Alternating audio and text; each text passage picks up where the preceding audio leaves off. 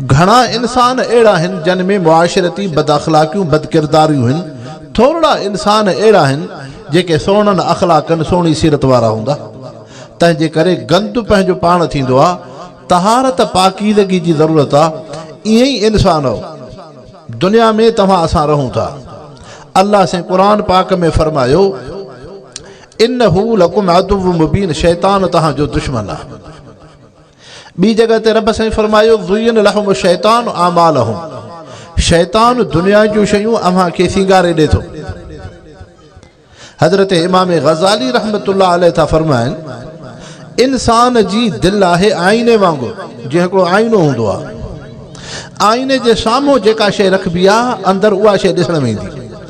शीशे जे साम्हूं ॿकरी बीठी हूंदी त ॿकरी ॾिसण में ईंदी। जे कुतो ॿिलो हूंदो त उहो ॾिसण में ईंदो।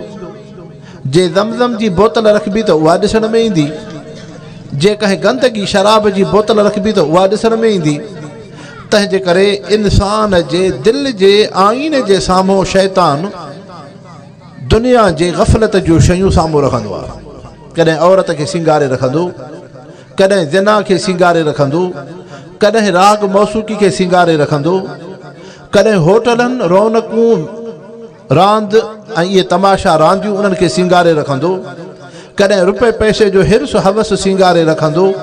त इंसान हाणे जीअं उन शैतान खे भॼाइण जे लाइ झुकाइण जे लाइ ईअं नाहे त जीअं हिकिड़ो चौकीदार हूंदो आहे त उनखे लठ हूंदी आहे त हे मोमिन मुस्लमान लठ खणंदो त शैतान भॼी वेंदो। न, शैतान खे भॼाइण ऐं डुकाइण जे लाइ उहा शइ आहे अल्लाह जो सजदो, निमाज़, रब जो क़ुरान शरीफ़ ऐं अल्लाह जो ज़िक्र।